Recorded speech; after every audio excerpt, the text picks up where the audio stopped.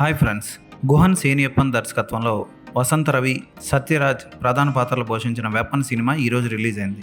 ఈ cinema Telugu dubbing కూడా release అయింది. ఈ సినిమా ఎలా ఉందో ఇప్పుడు చూద్దాం. అగ్ని అనే యూట్యూబర్ సూపర్ హ్యూమన్స్ అంటే అతీంద్రియ శక్తులు కలిగిన వాళ్ళని వెతుకుతూ ఉంటాడు. అలా అతనికి ఒక వీడియోలో ఒక అబ్బాయిని కాపాడిన సూపర్ హ్యూమన్ అతీంద్రియ శక్తులున్న వ్యక్తి తారసపడతాడు. అతను వెంట పడుతూ అతను ఎవరు, ఎక్కడి నుంచి వచ్చాడో తెలుసుకోవడం కోసం హీరో అగ్ని టీం ఏం చేసింది అన్నదే సినిమా. అగ్నితో పాటు చీకటి సామ్రాజ్యంలో ఉన్న కొంతమంది బడా ధనవంతులు ఈ సూపర్ పవర్స్ ఉన్న హ్యూమన్ కోసం అంటే అతీంద్రియ శక్తులున్న ఈ మానవుడి కోసం వెతుకుతూ ఉంటారు. ఇంతకీ ఆ అతీంద్రియ శక్తులున్న వ్యక్తి ఎవరు, అతనికి ఆ శక్తులు ఎక్కడి నుంచి వచ్చాయి? హిట్లర్ కి సుభాష్ చంద్రబోస్ తో పాటు హిట్లర్ ని కలవడానికి వెళ్ళిన ఒక వ్యక్తికి హిట్లర్ ఏమిచ్చాడు, హిట్లర్ ఇచ్చినది ఏంటి, దానికి ఈ అతీంద్రియ శక్తులున్న మానవుడికి లింక్ ఏంటి అన్నది సినిమా చూసి తెలుసుకోవాలి. వెపన్ సినిమా స్టోరీ చాలా క్లిష్టమైనది. దర్శకుడు దాన్ని చాలా సింపుల్ గా చెప్పాల్సింది పోయి చాలా ఎక్స్ప్లెనేషన్స్ తో సినిమా అంటేనే దృశ్యం అంటే వెంకటేష్ సినిమా కాదు, తెర మీద కనపడే దృశ్యం. ఆ దృశ్యానికి సౌండ్,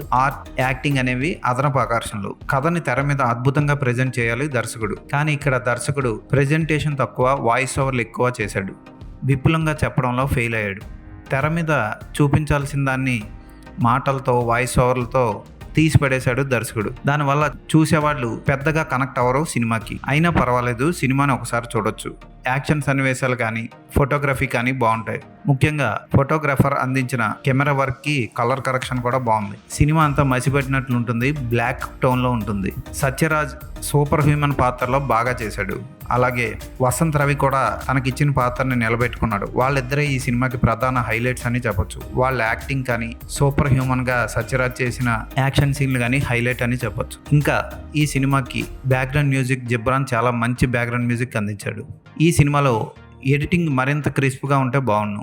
దర్శకుడు, కెమెరామెన్ రాజీవ్ మేనన్ ఈ సినిమాలో విలన్గా నటించడం మరో విశేషం. యాక్షన్ సినిమాలు ఇష్టపడే వాళ్ళు, యాక్షన్కి, హిస్టరీకి లింక్ ఉన్న ఈ సినిమాని చూసి ఎంజాయ్ చేయొచ్చు. ఈ సినిమాకి నేను ఇచ్చే రేటింగ్ 3/5.